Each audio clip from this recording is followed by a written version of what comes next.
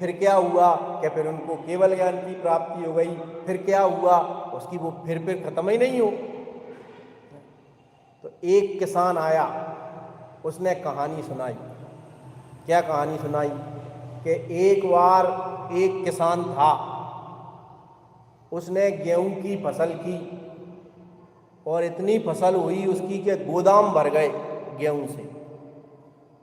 फिर क्या हुआ कि एक चिड़िया आई, एक दाना लिया और फुर्र करके उड़ गई।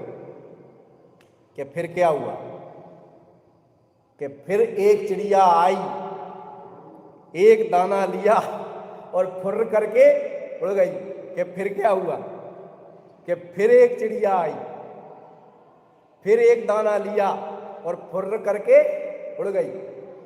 तो राजा बोला फिर क्या हुआ कि फिर एक चिड़िया आई।